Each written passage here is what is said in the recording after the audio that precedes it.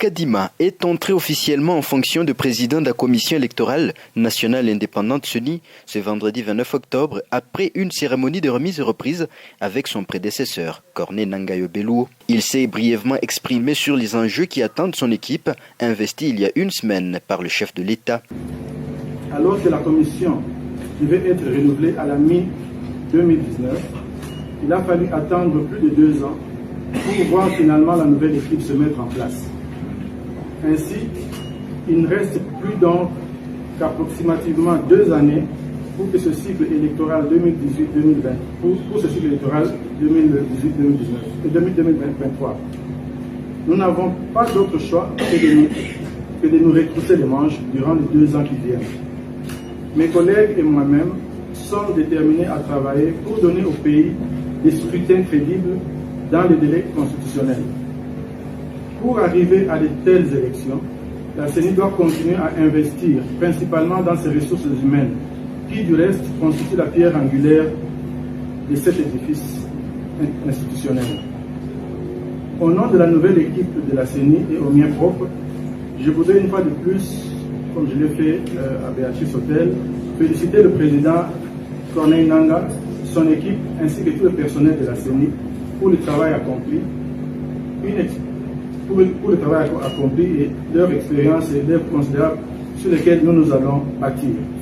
Chers collègues, reconnaissant une fois de plus le rôle central que jouent les ressources humaines dans toute institution, j'aimerais informer tous les agents et cadres de la CENI, aussi bien à Kinshasa que dans les 25 autres provinces, que nous sommes en train de nous informer sur votre situation, en vue d'identifier les solutions possibles aux défis auxquels vous êtes confrontés.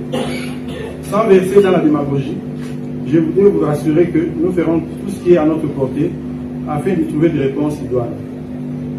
Nous nous devons de dire un mot relativement aux élections de gouverneurs et vice-gouverneurs des provinces. Sur ce point, la nouvelle commission électorale convoquera une assemblée plénière des membres au début de la semaine prochaine, centrée essentiellement sur cette matière. Pour terminer, je voudrais remercier le président Nangaa et son équipe pour la facilitation de la remise et reprise. Aujourd'hui, vous partez, mais ce n'est que nos revoir, car je ne doute pas que dès demain, si pas déjà ce soir, nous pourrions l'écouler à l'expérience des membres sortants et vous-même, ainsi que votre mémoire institutionnelle. Je voudrais une fois encore et à travers vous féliciter l'ensemble de l'administration électorale, tant au niveau du SEN, des CEP que des antennes, sur toute l'étendue du territoire national, pour leur précieuse collaboration, leur abnégation et leur sens élevé de patriotisme.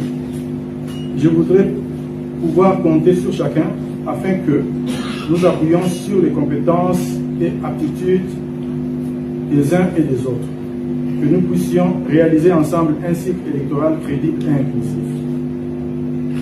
Ceci n'est pas un vœu pieux. En effet, il suffit d'une écoute soutenue et permanente de nos populations, ainsi que d'une bonne coordination des intelligences et des efforts de tous pour y arriver. Notre équipe et moi-même s'engagent à associer toutes les parties prenantes en amont et en aval de nos activités, de sorte que le processus ne reste pas l'œuvre de la seule CENI, mais qu'elle soit un résultat partagé de tous. Les élections sont prévues en 2023, mais déjà la tension monte au pays suite notamment au processus irrégulier ayant conduit à la désignation des 12 membres de la CENI. L'opposition et même le parti de Moïse Katumbi Chapwe, qui est dans la majorité, n'ont pas délégué leurs membres à la CENI.